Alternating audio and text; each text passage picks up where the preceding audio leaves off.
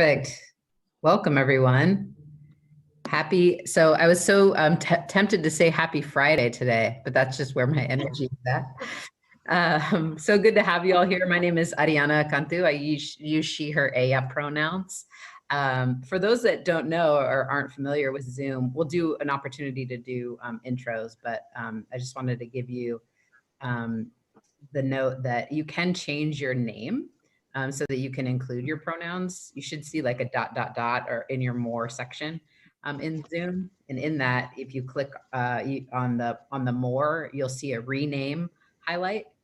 So I encourage y'all to use that as a way to let folks know what your pronouns are.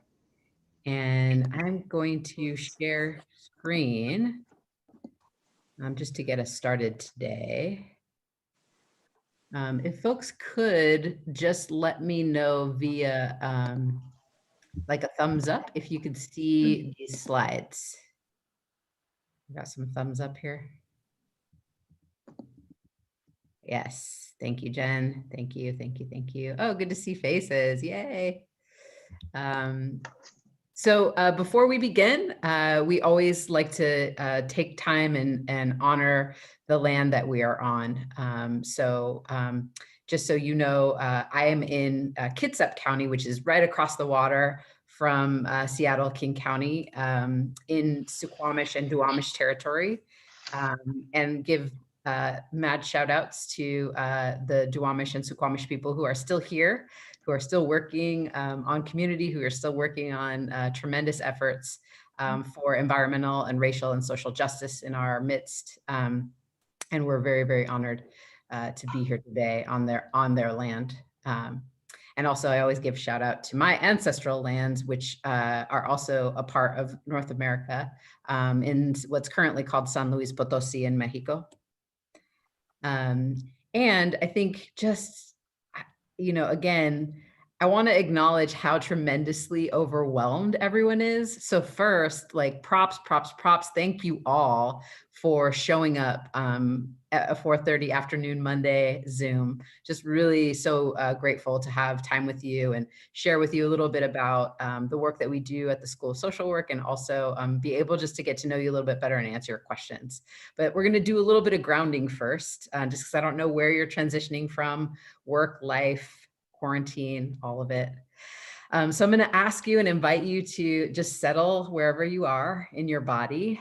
If it's helpful to you, you can close your eyes, put your feet on the floor, rest your hands in your lap, and just breathe in through your mouth and out through your nose. And I'm going to ask you to think about someone that you love. Conjure the image of somebody that you love. And so starting, once you have that image, starting at the bottom of your feet, I just want you to take that person and carry that image through you, scanning up through your ankles. Again, breathing in through your nose and out through your mouth. Go into your knees, just feeling your thighs, through your hips. Breathing in through your nose and out through your mouth. Following up your lower back. Embrace your belly, feel that belly. Scanning up into your chest and your upper back, into your shoulders, down your arms. Again, breathing in through your nose, out through your mouth, down through your hands. Much love. Breathing in through your nose and out through your mouth. And back up your arms and through your shoulders, into your neck and your head, traveling through your face, all the way up to the very, very tip top of your head. In through your nose, out through your mouth.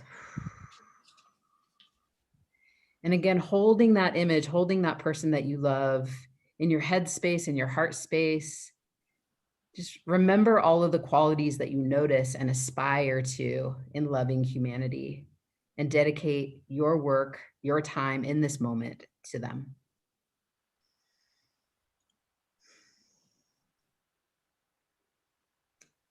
You can open your eyes when you're ready. Thank you all for being here. So again, my name is Ariana. I use she, her, ella pronouns. I'd love to just go around and hear everyone's voice. If you're comfortable and you can, to see your face, if you could come off of Zoom. And then where you're physically located at during this Zoom meeting. So I'm an instructor at the School of Social Work. I'll talk a little bit more later, but again, I'm physically in Bremerton on the Kitsap Peninsula. And I'm going to toss it to my beloved colleague, Zynovia. Good evening, everyone. Again, thank you so very much for sharing this time with us in this mental and emotional space, as well as physical. My name is Zynovia Hetherington.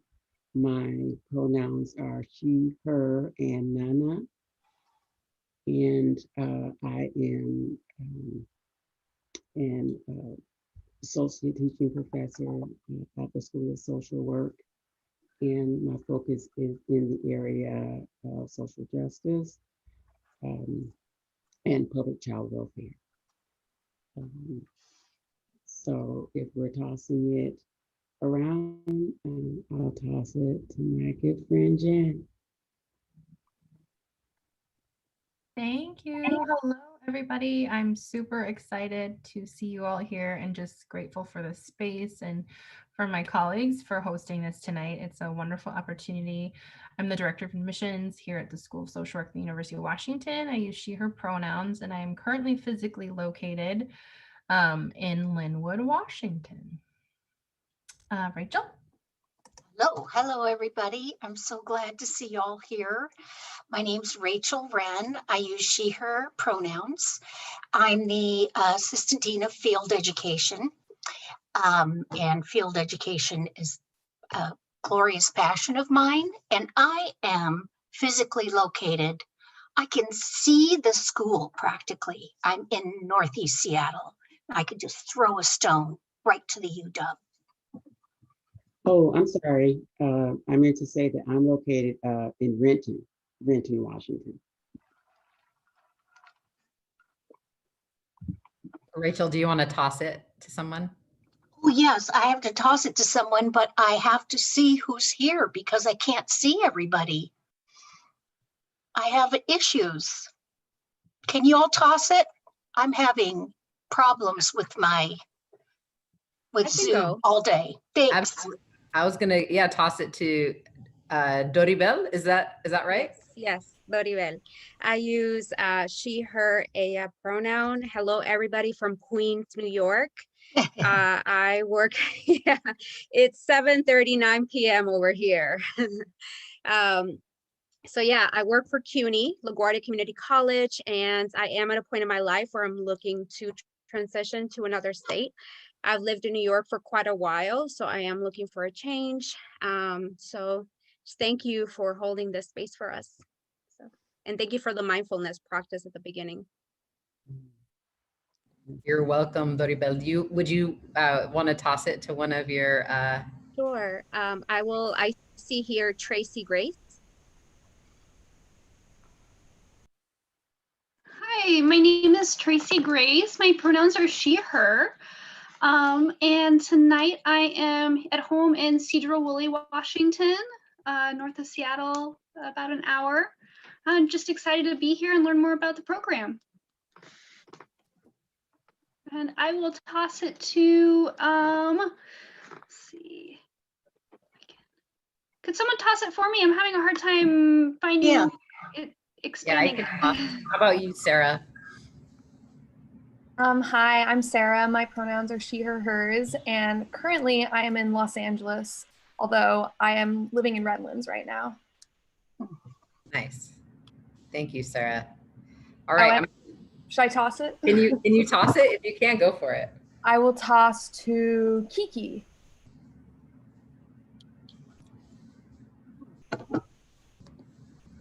Oh, You're can muted. you hear you?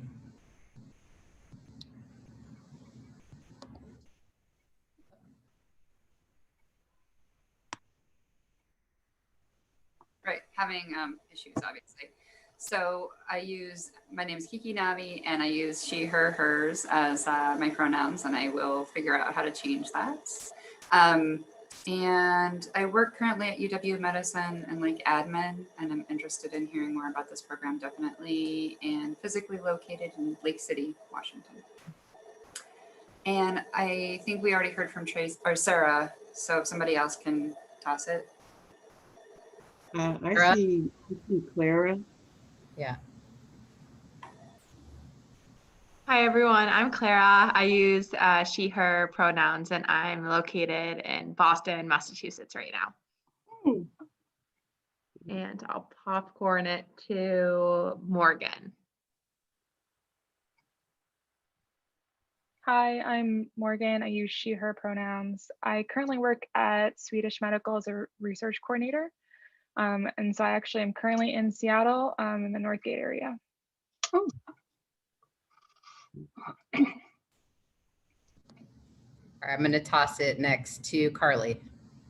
Hi everyone, I'm Carly. I currently am in my home, Los Angeles. I'm originally from Washington, DC, and I go by she, her.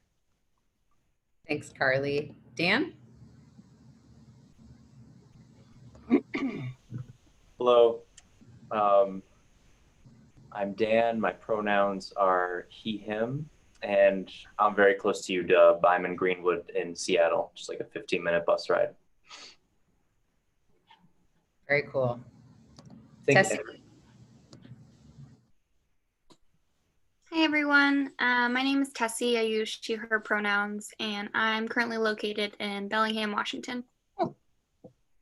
Yay, one of my many stomping grounds. Melissa? Hi, my name is Melissa. I use she, her, or they, them pronouns, and I'm currently working in San Jose, California. So that is where I am. Nice, got a lot of Cali representing, as usual. Marissa? Hi, my name is Marissa. I use she, her pronouns, and I'm currently in Seattle in the Queen Anne area. Thank you. Good to have you here. I am going to try to say your name, Pacing. Will you correct me? Pacing. Pacing? Okay. Yeah, so I'm Pacing. I go by she, her, hers. I'm currently temporarily in LA with my family. So Cali representing. Stephanie?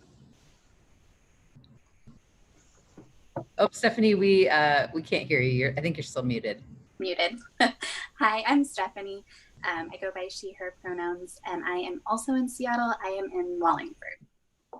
Nice. And I think we got Christine. Have you gone yet? Not yet. Hi, everyone. Unfortunately, my video is not working for whatever reason, so sorry, you can't see me. My name is Christine. I go by she, her pronouns, and I am in Seattle. I'm in the First Hill neighborhood. Thank you. Anisha. Hi, guys. My name's Anisha. My pronouns are she, her, and I'm currently in Columbus, Ohio. Yes. I like the representation we got going. I know, it's so cool. Carrie? Hi, my name's Carrie. I use she, her pronouns, and I am living in Seattle in Capitol Hill. Yay, Cap Hill. Haven't been there in a while. I miss it. And then I think Maggie, you haven't gone yet. Hello, my name is Maggie. Sorry, my video is also not turning on for some reason, but I use she, her, they, them pronouns, and I'm currently located in Minnesota. Yes. Also a place I've lived. I love it. So good. Well, again, great to have y'all here. So we're going to kick off just talking a little bit about teaching pedagogy, and then Zynovia and I will talk a bit about a foundational course that we teach in the MSW program for those that are in the day or evening program. And then Rachel, I'll pass it over to Rachel, who will talk about field and putting kind of everything into practice. Z, feel free to jump in here. But I think some of the things that we want to offer just in terms of some framing is for us as instructors, every voice is important. And really it's about learning best through a collective effort and collective input. So although we have more hours logged in of practice than our students, I never try to take the role of expert in the room. Y'all have lived experience. Many of you have on-the-job experience, community experience, all that is incredibly valuable. And so we really see our roles as kind of being a nurturer of that environment that you're in and trying to hold this idea that we are going to make mistakes, particularly when we're in the realm that we're in right now in the pandemic. And I think the heightened racial reckoning that so many communities are going through right now and so many organizations are struggling with. So I think we also really try to make generous assumptions about each other and about our students. And I think we try to teach you how to do that in practice as well. But Z and I will talk a little bit about 504 today, which is a course called Social Work for Social Justice. And again, it's a foundational course that students take in the fall of your first year in the program. And it really sets the stage for both historical and personal context around racial justice, around social justice work. One of the things that I really appreciate, and I can kind of speak from both my instructor hat and former student hat, because I was a student who graduated from the MSW program in 2007, was that this class, I think, is one of the most powerfully impactful for my ability to move through community practice with a lot of integrity around anti-racism skills and just kind of praxis around who I am and my positionality, my social identities, and how that actually fits and kind of shows up into practice. So we use kind of this model around intergroup dialogue and around addressing systems of oppression, both within and around us. Z, do you want to add anything about kind of the whys for the course?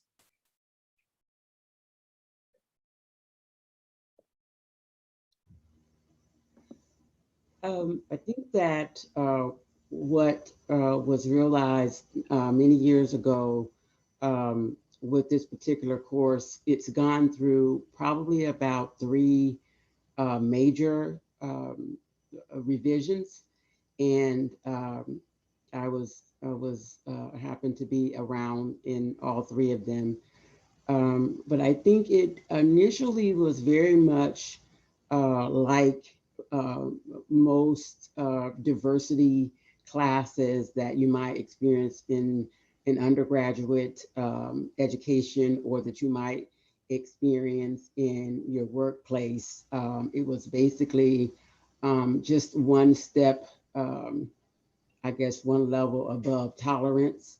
It was, you know, basically about recognizing differences across our social identities. And then I think the next iteration really began to utilize the power construct as the foundation, and recognizing that in our social identities, in particular in the United States, that that our interactions really included the power construct, whether or not you were a person of privilege in that identity, or for a person with less privilege, or a person that was in an oppressed state within that identity.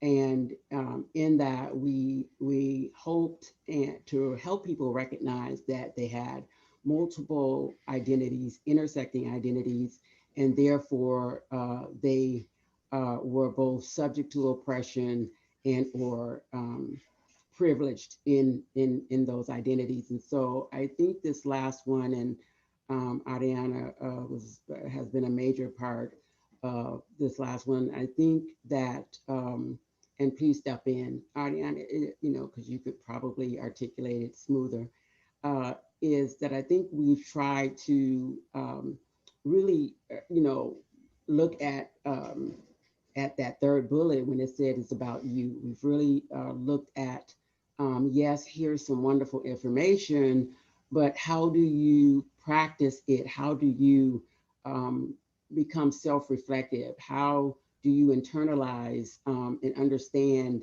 these identities and how they've impacted you?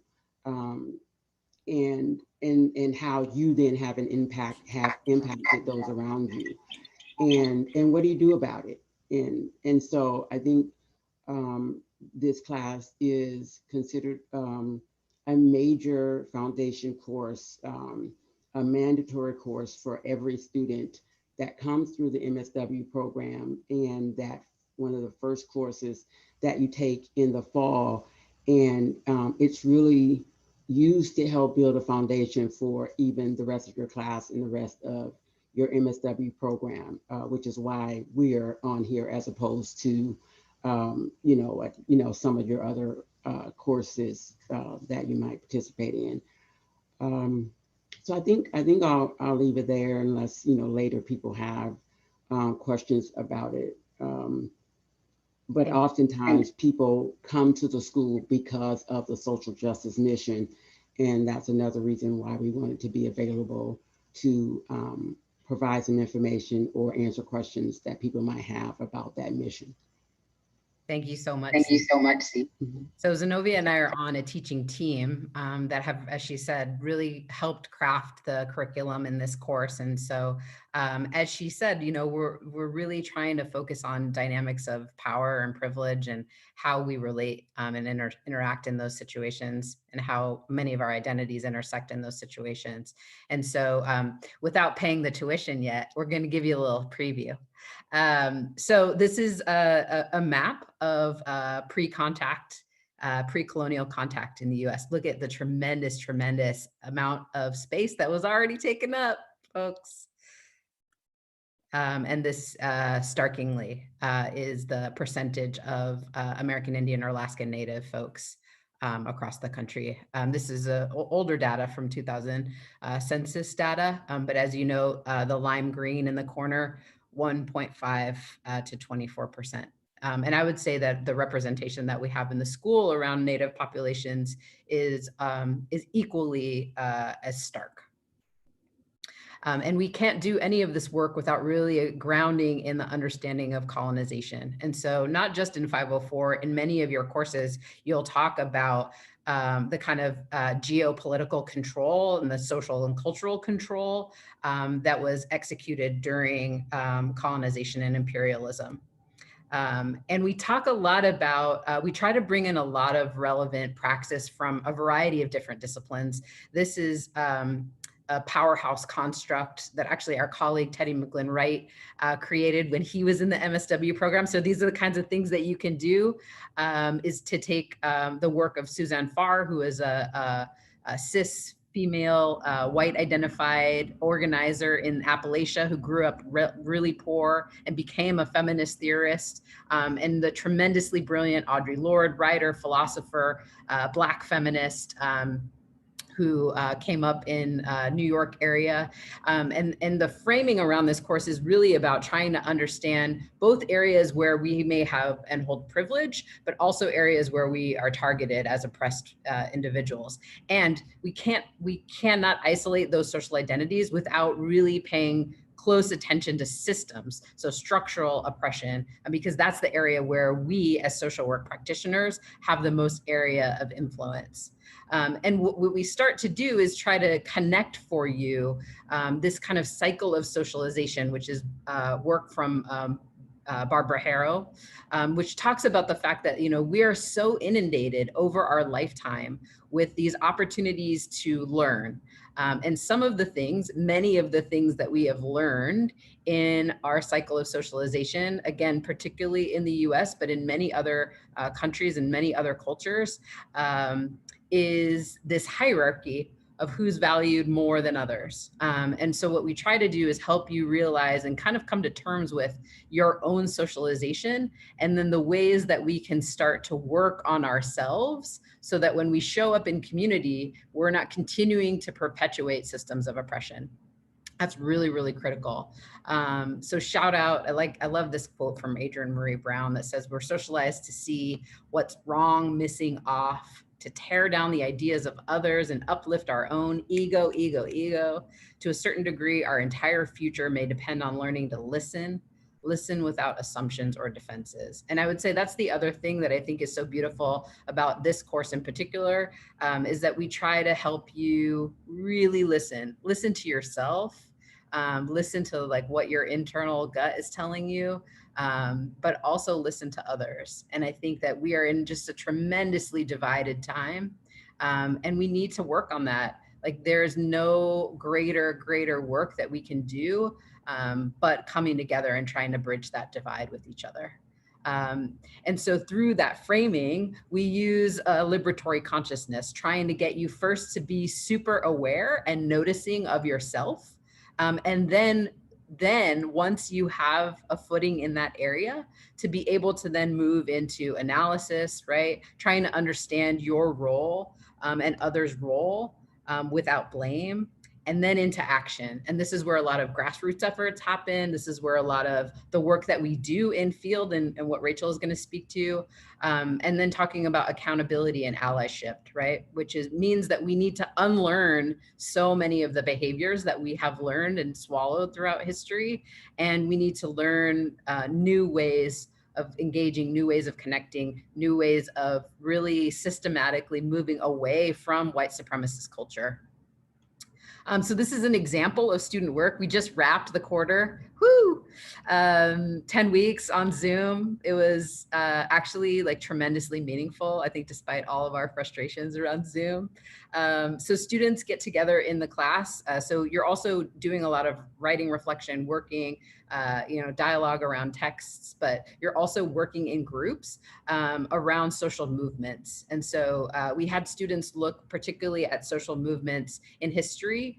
This was a group of mine that they worked on looking at supporting undocumented immigrant youth because of the movements around ICE and this current administration's sense of urgency around trying to extricate people from their communities and their families. And this was the product that they created out of that. So they developed an online tool with all of the resources that are available to undocumented youth in the area. And this is a tool that can be used for social workers. And I love the connection to my own organizing, because I think the other thing that's so great is so many of us have been practitioners in the field for so long. And so what our hope is that we try to bring in all of our mistakes and all of the things that we've learned in working in community, so that you can be more effective in your practice and in your life.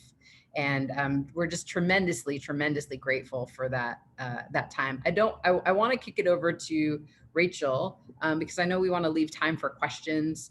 We had another student project that we included here.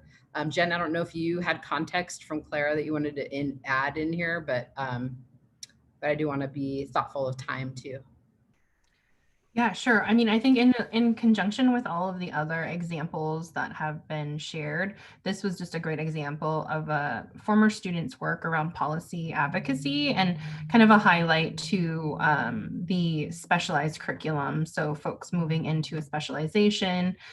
So this was a piece of work that a student did in creating a digital story for advocacy efforts.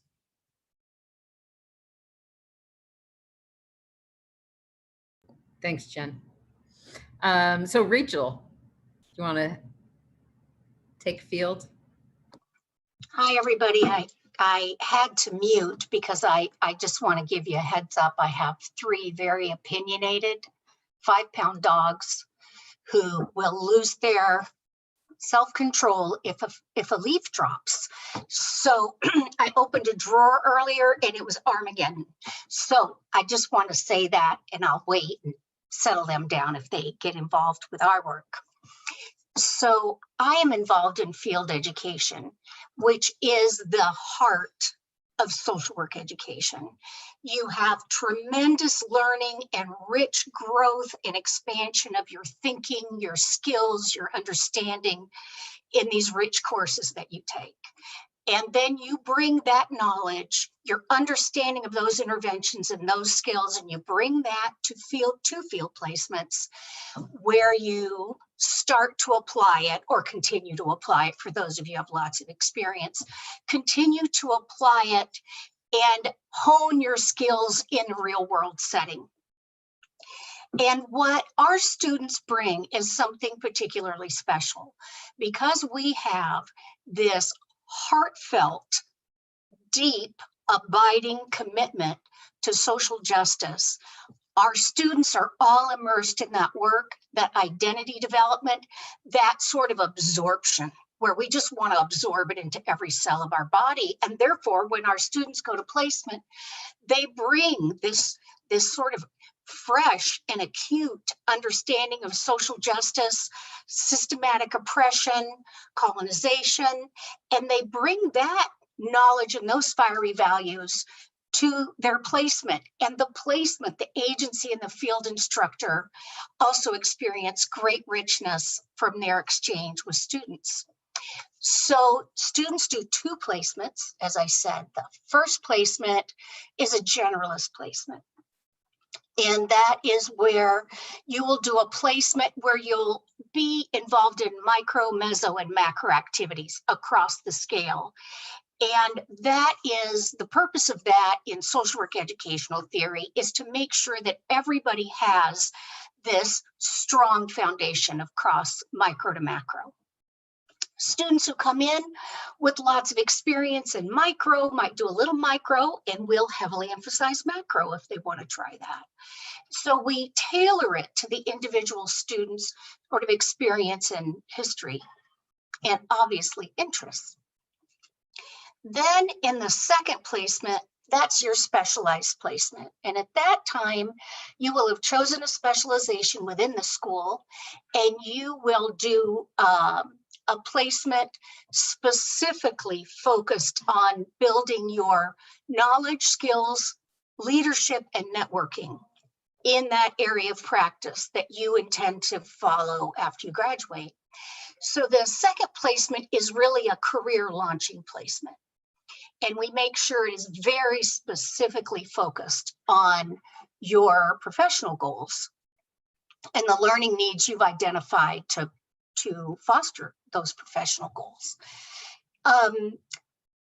We work very closely with you in field to help you identify, put all that together and identify what the best practicum strategy would be for your first and second practicum. There's a large group of field faculty who have a lot of experience in field education in this particular pedagogy, and a lot of experience helping students sort of discern what they want to learn to make sure they're moving their social justice mission forward. The problem with field education and me is that I could talk to you until midnight. So I'm going to stop myself there.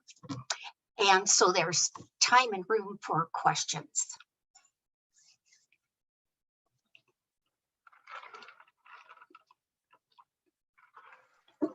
Great, thank you, Rachel. So I'm going to hop in, and I don't know if panelists, or hosts, if you have anything else that you would like to share, just in terms of insights before we get going into the questions. I'll give you one last chance to pop in. We'll see if there's time also at the end. And I'm sorry, I could not get that link. I don't actually have access to it originally, so I think it will only play from that PowerPoint. So we will do that at the very end, and whoever wants to stay on can stay to watch that. So this is, really your time to ask your questions of our amazing faculty. So anybody, and feel free just to raise your hand, and if there's a lineup, I will call upon you. Anybody have anything that they'd like to ask? Okay.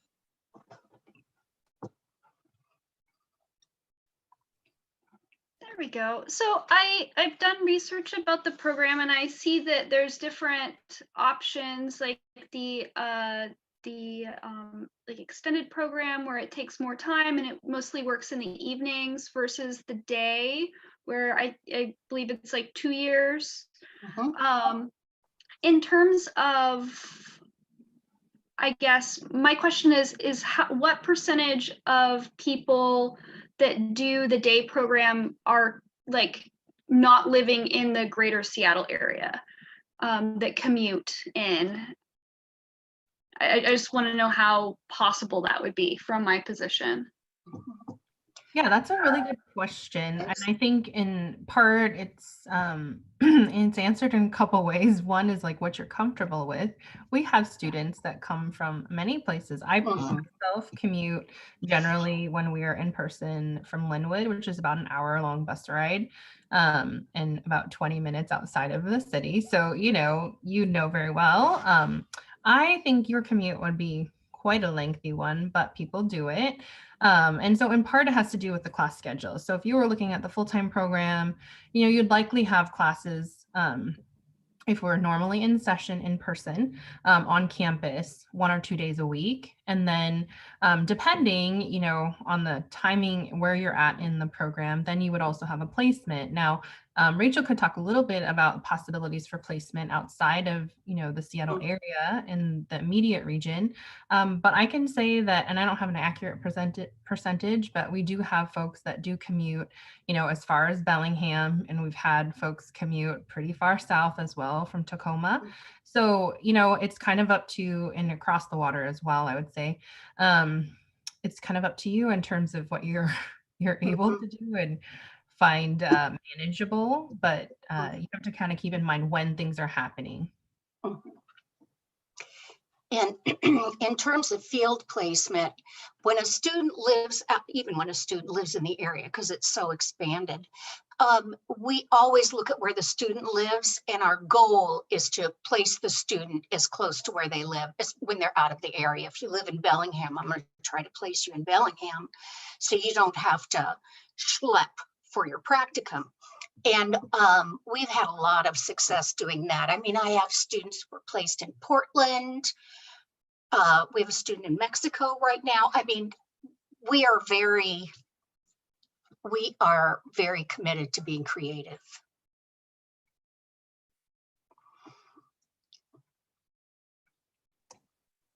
Okay, I see Morgan and then Tessie. So I think I did one of these maybe like a few months ago that was not with the professors or anything like that. And they were talking about getting involved with things on campus. And it sounds like that's separate from a practicum. And I was kind of curious what kind of on-campus opportunities there are to kind of expand on the MSW program that are not necessarily, I guess, required, but beneficial.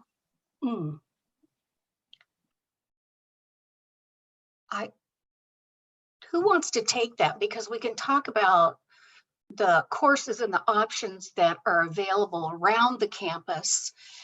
We actually do place students on campus, just so you know. There are lots of services for undergraduates, veterans, all kinds of groups of folks that our students work with at the Q Center and so forth. It would depend very much on what your area of interest is. And I think what we would do is we would get to know your area of interest and then do some detective work to see what is available to you through the UW system, with all of its connections. Yeah, I would say, Morgan, were you asking about like taking classes outside of the department?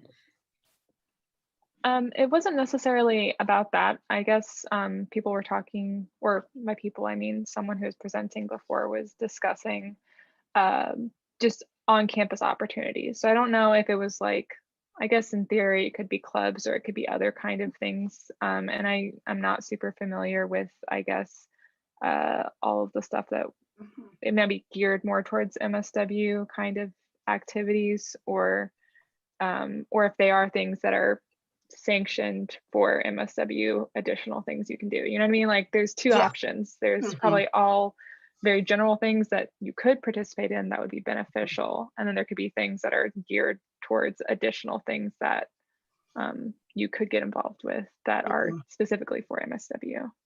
And I don't know if that's what that person was referring to, or if it was just a general, get involved on campus, it's great, which is they tell everyone to do.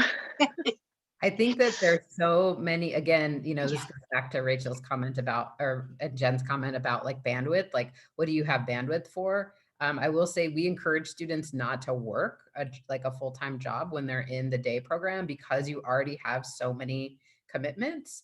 But that said, like if you have the bandwidth and the interest, you can do an honors research project. You can join one of the many clubs that we have that are very specific. If you're interested in healthcare, within the school. Within the school, there's just a tremendous amount of, there's student government, and then, you know, on the broader UW campus, you can take electives outside of the school, which I always say is beneficial for interdisciplinary work. I teach an interdisciplinary course, and it's just like, there's tremendous resources that UW Seattle has that once we get back in person on campus, I feel like I always encourage students while you're there, take advantage of all of the things that you can. If you're work study eligible, you have those opportunities. There's jobs on campus that you can get. So there's just a tremendous amount of networking and resourcing that can happen. And it just, again, to Rachel's point, it just will connect you if you have specific. Great, good question. Tessie?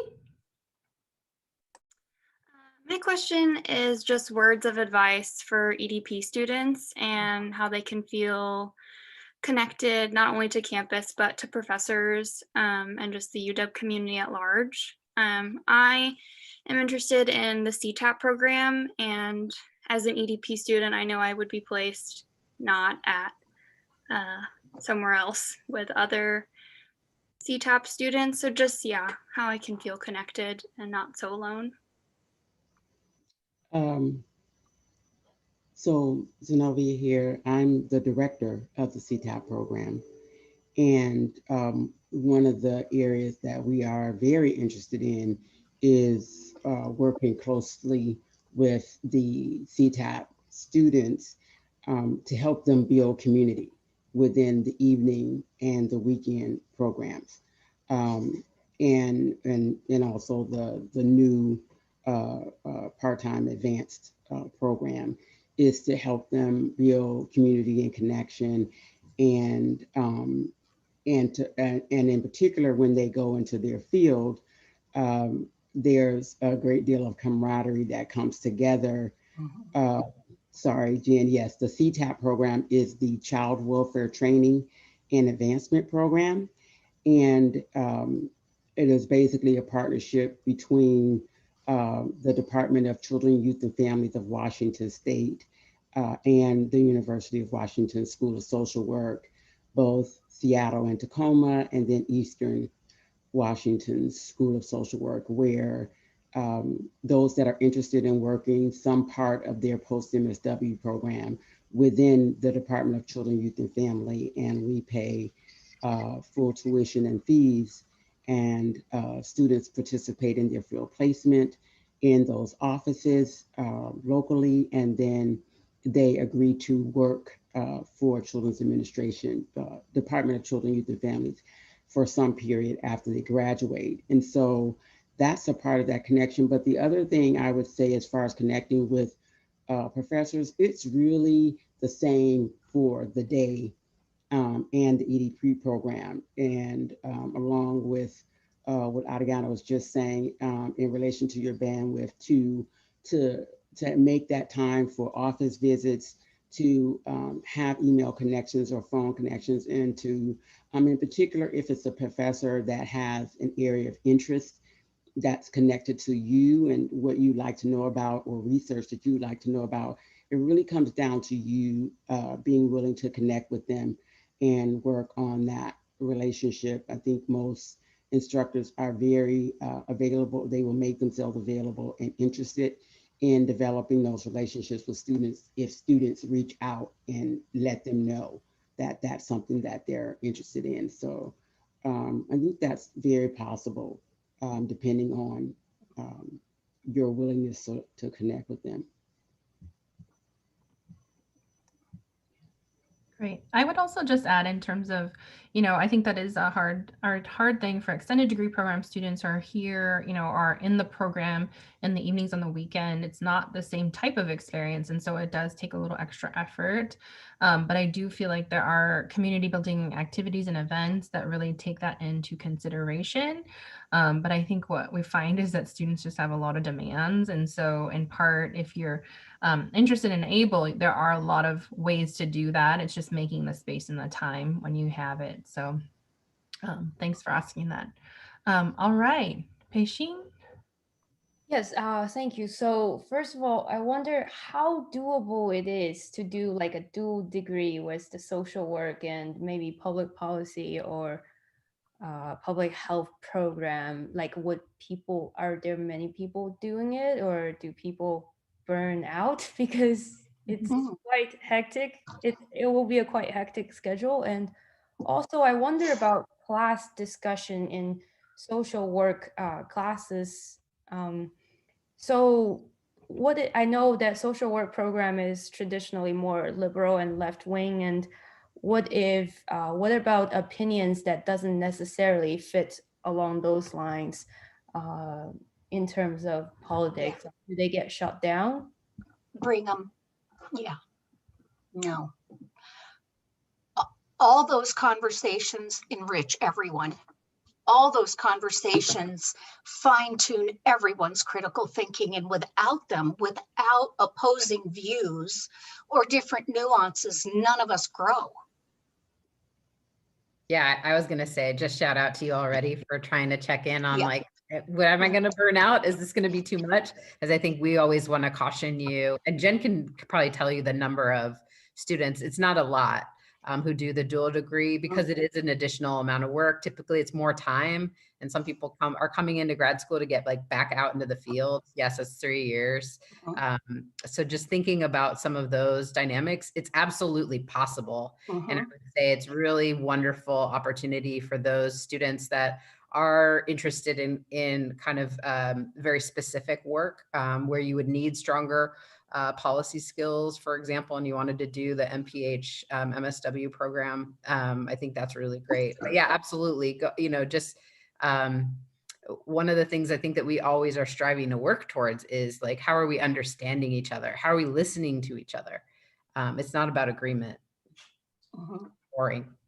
Great, thanks for tackling that. And just to add, I dropped a link in the chat around the concurrent degree program.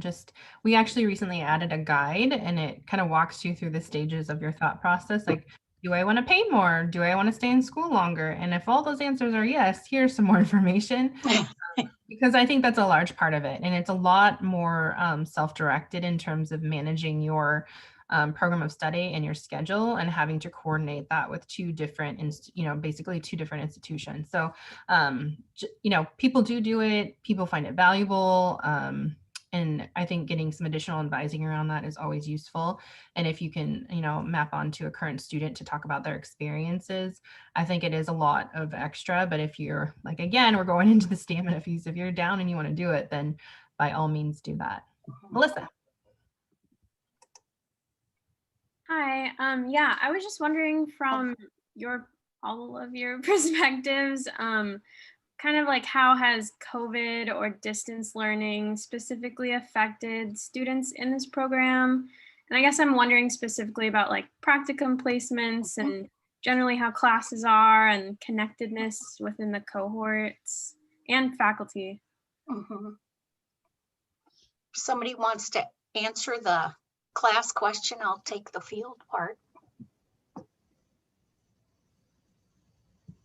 Yeah, I've talked a lot. You go ahead. Oh,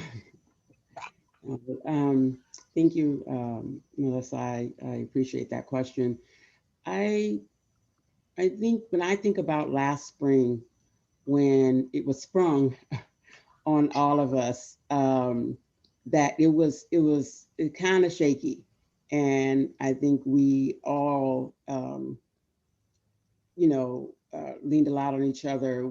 I think that the students, as far as their field placements, they weren't as concerned because most of them, had been there fall and winter or even summer, fall, and winter. And so I think the field placement part, at least for the students that I'm involved in with field, they didn't start feeling kind of nervous until actually this year, because this is the first group that have gone in to field without having been in the offices at all. And so what we've done is really get those students connected to the social workers, and everything that the social workers are doing by Zoom, the students do with them: home visits, referrals, meetings, court, all those things. And so I can't speak for every field placement, but at least for CTAP, for the child welfare portion, we've connected our students to do whatever work social workers are doing with clients. As far as classes are concerned, in particular, I would say for the social justice course, of course, this was our first time, and I was pleasantly surprised at how vulnerable students were willing to be, how hard they were willing to work. And we actually had students in small groups, so that we weren't, kind of on the screen with 24 people at all times, but a lot of that interaction and those conversations and relationship building was done in small groups at a time. And I think in most of the courses, even when it's not their norm, they begin to break down into smaller groups and allow those relationships to be built, smaller groups at a time. And then, probably around 4th or 5th week was, when you started having more conversations as a large group, because people had gotten to know each other in smaller groups throughout all of their classes, right? Because the students are all in the same classes together, based on their cohort. So I think that was, that's what's happened. And I just have to say that it was a really pleasant surprise to be able to get so connected to students in the Zoom experience. Yeah.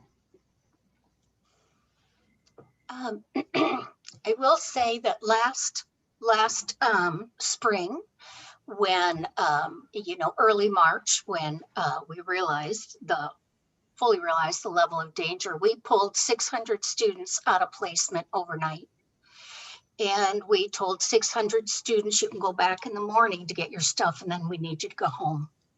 And we're going to make arrangements for you to continue to earn your credits, continue to build hours, continue to have access to rich learning from the safety of your home. A student's health is more important to us than anything else under the sun. Nothing compares. So we kept students out of placement the rest of the spring and all through the summer, or what I mean is out of physical presence at placement. And what started to happen was most of the agencies started really diving deep into telehealth.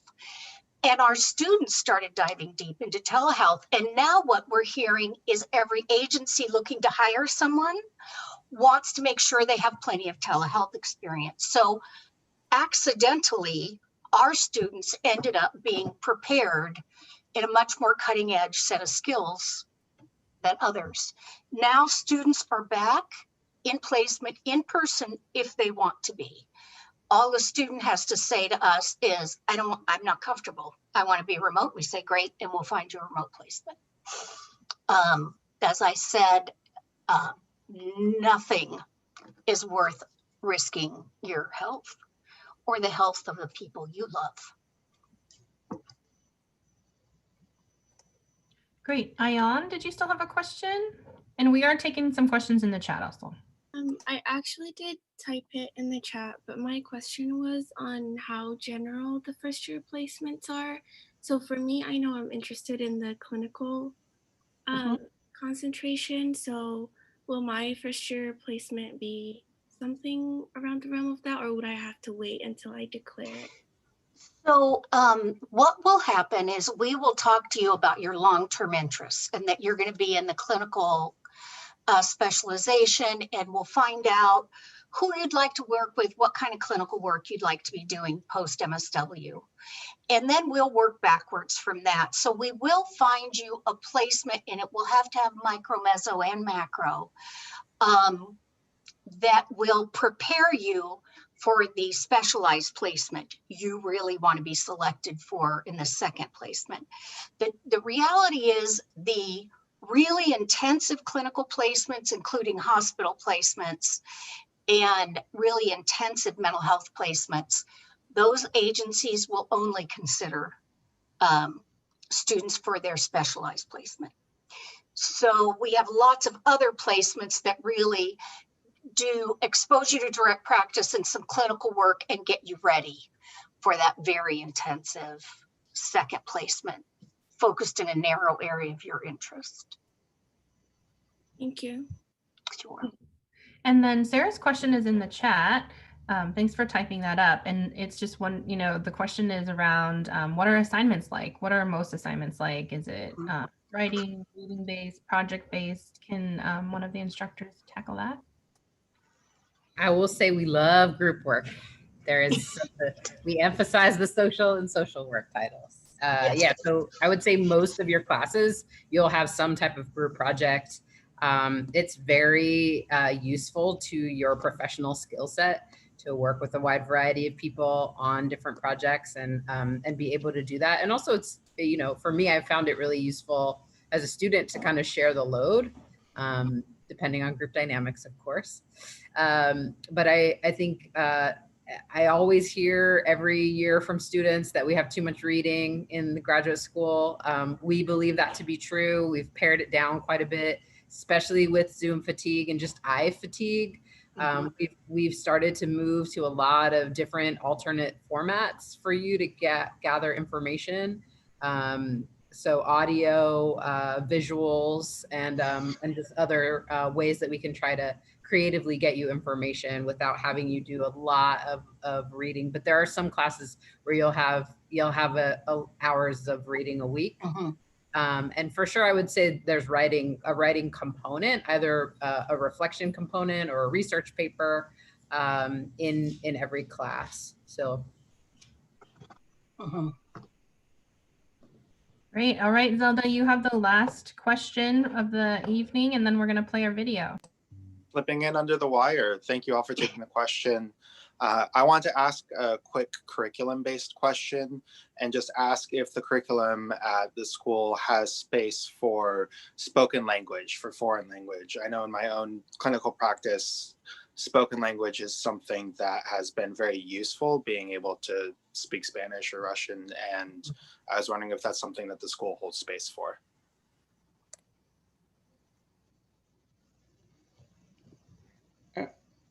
Just to start with, when you, I hate to answer your question with a question, but I just want to make sure I understand what you're saying. And when you're saying hold space for, are you talking about more coursework in that area, or are you talking about being able to use those skills that you already have, say in your field placement type of situation? Yeah, I guess the question is more about if I come in and I want to put effort into taking a spoken language and doing coursework to bringing it up to a higher standard. So if I have, say, a working proficiency in a spoken language, but I want to get it up to where I can speak completely fluently with potential clients, is that type of coursework supported with the school?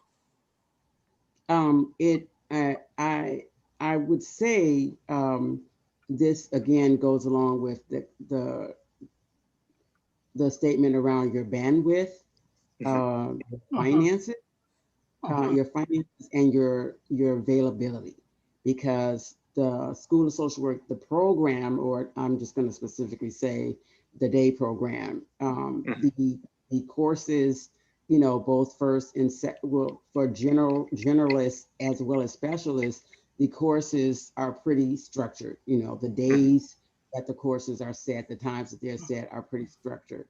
And, you know, they are in the daytime, and they include, you know, almost every day of the week, at least on, you know, most, you know, many of the courses for either coursework or field work. And so being able to find the time to take a language course would really, really be connected to your flexibility and availability for courses that are outside your normal day schedule for school, and then the ability to pay, additional tuition if needed. Yeah, and I would just add that we don't have anything specific to the social work curriculum that addresses this in particular, but there are some courses, particularly out of, because we're part of the health sciences, that students have access to, like medical terminology and in Spanish in particular. Like I've heard of students taking courses like that to enhance their skills. But nothing that we offer in-house to do that. But you're, like Zynovia said, able to do that with supplementary coursework. So. All right. Thank you very much. Yeah. Jen, I know we're at time. Did you want me to play that video, or do we want to just be able to send? I think we might be able to send a link out. We actually don't have access because it was Clara's. So I'm going to say thank you, first of all, to Ariana, Zynovia, and Rachel for taking the time tonight for this wonderful and being able to be put on the spotlight, and all of you for coming near and far to join us tonight. We hope that you got a lot of good information, and feel free to sign off. There will be a recording made available, but this is a short 3-minute video that I'll play now for those that want to hang on and stay on. And I have a few extra minutes if there were any other questions that didn't get answered that are more kind of admissions related. And I can certainly try to tackle those as well. But thank you all. Really appreciate it. Thank you.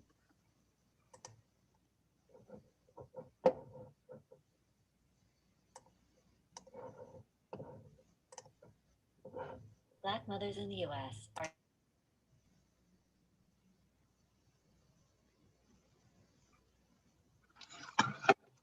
are Jen, the audio isn't working.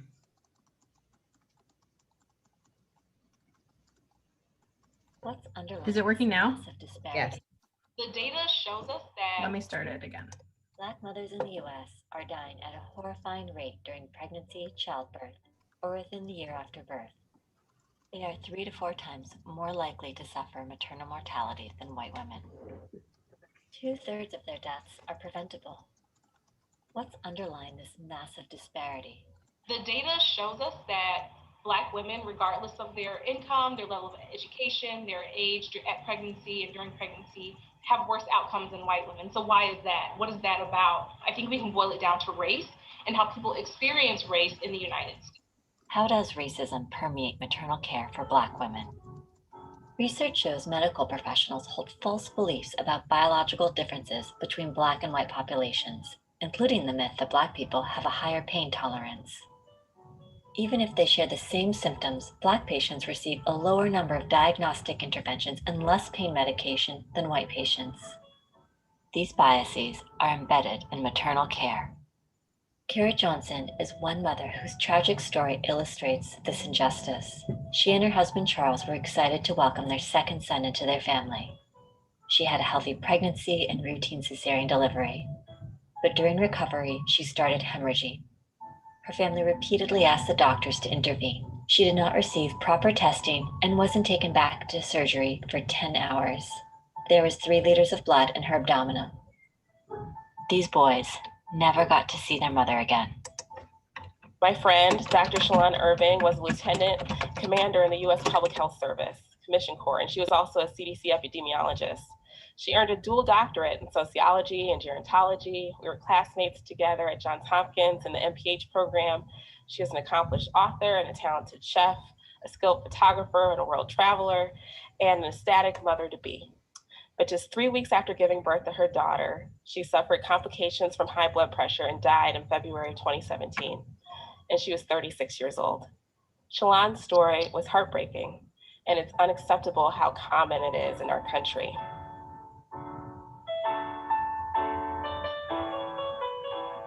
In response to the maternal health crisis facing Black women, Representatives Alma Adams and Lauren Underwood are sponsoring H.R. 2902, the Maternal Care Act. This bill will establish a medical training program to address racial bias in maternal health care, allocate funding to identify mothers with high-risk pregnancies, and ensure they receive culturally responsive care. It is a critical step in addressing maternal health disparities and promoting justice for Black mothers. Contact your representative and say yes to HR 2902. Black mothers and their families are counting on us. I'm gonna end it there. So I think that, again, the point here tonight, and I think this goes back to an earlier question, it's like, what are the classes like? What kind of projects do you work on?